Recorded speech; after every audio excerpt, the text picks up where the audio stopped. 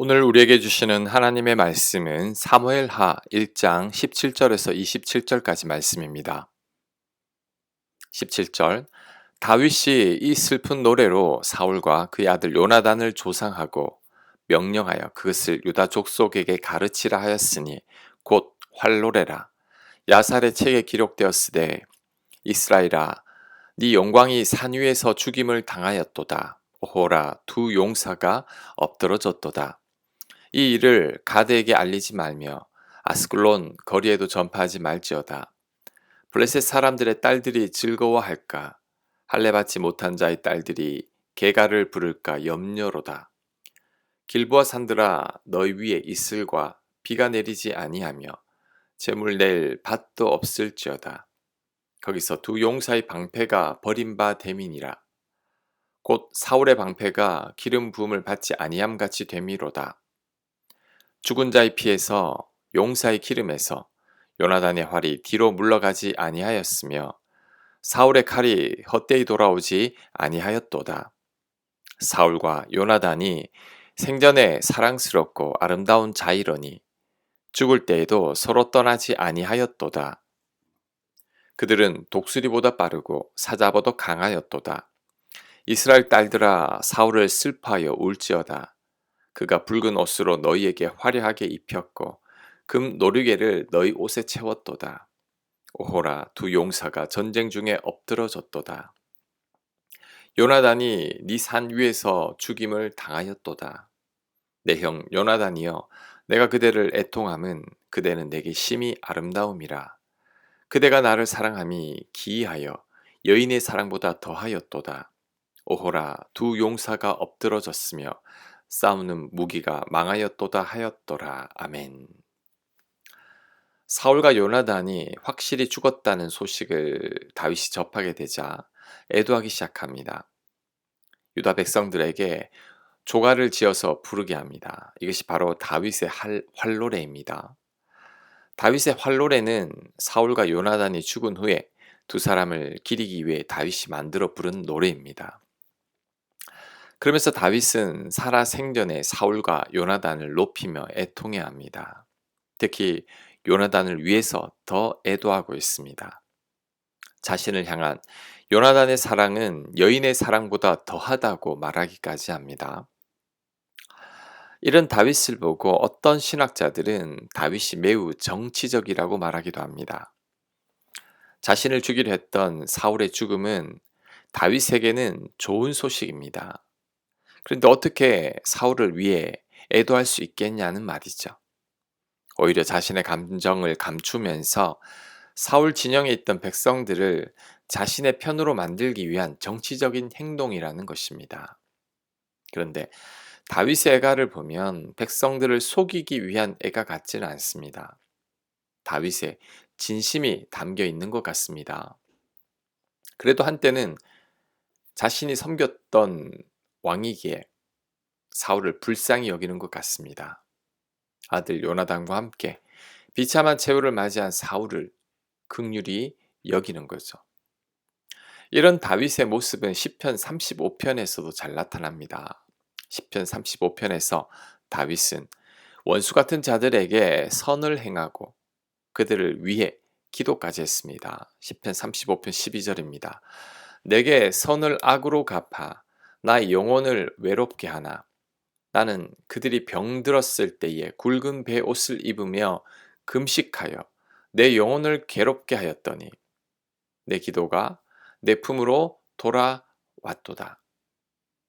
내가 나의 친구와 형제에게 행함같이 그들에게 행하였으며 내가 몸을 굽히고 슬퍼하기를 어머니를 곡함같이 하였도다. 아멘. 다윗은 자신의 선을 악으로 갚은 자들을 위해 자신의 영혼이 괴로웠다고 고백합니다. 심지어 그 악한 자들이 병들었을 때 굵은 베옷을 입고 금식하며 기도까지 했다고 합니다. 그 악인들을 형제들처럼 대하고 어머니를 위해 곡한 것처럼 곡했다고 말합니다. 다윗이 악인들도 이렇게 선대했다면 사울이 죽었을 때에도 진심으로 애도했을 겁니다. 사랑하는 사람이 죽음을 맞이한 것처럼 다윗은 슬퍼했을 겁니다. 자, 우리는 이런 다윗을 보면서 우리들의 모습을 반성해야 합니다.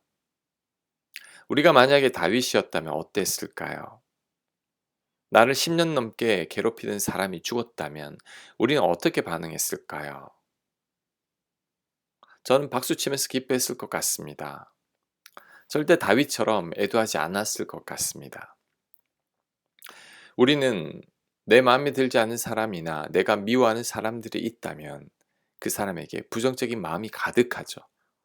화가 나서 뒤에서 험담하기도 합니다. 혹 그가 어려움을 당하기라도 한다면 다윗처럼 슬퍼하기보다 그럴 줄 알았다며 마음속으로 고소해야 합니다. 욥의 친구들처럼 정죄하고 비난하기에 바쁠 것입니다.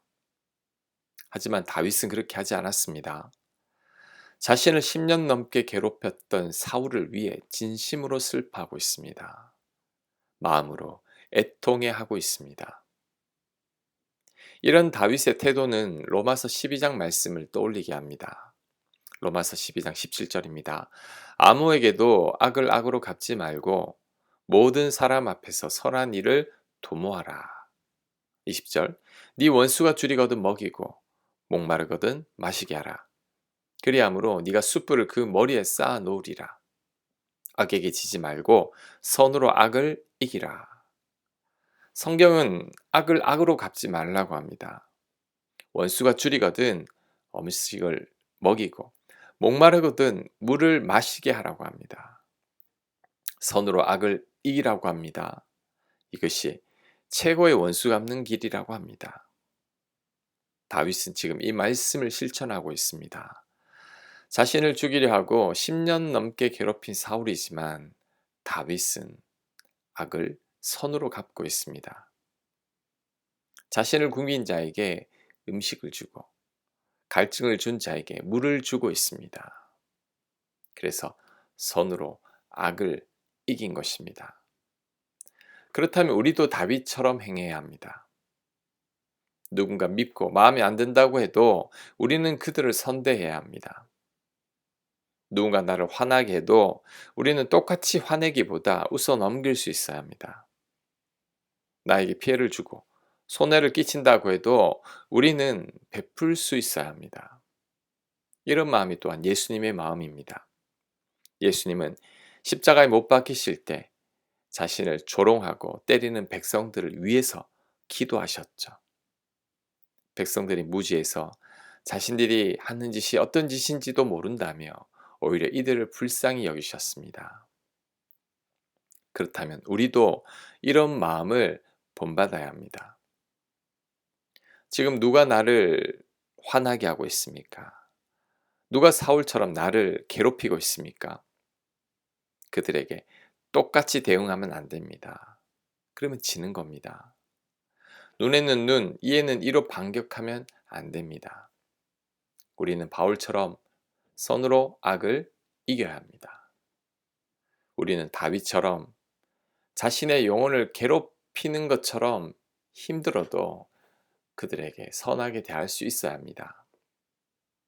우리는 예수님처럼 원수 같은 그들도 사랑할 수 있어야 합니다. 그럴 때 하나님께서 기뻐하실 것입니다. 아멘. 자, 묵상과 적용 질문입니다. 지금 누가 여러분을 화나게 하고 있습니까?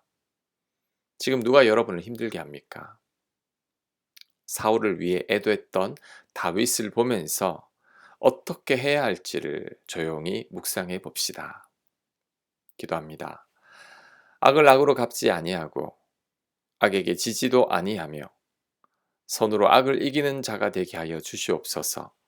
예수님 이름으로 기도합니다. 아멘.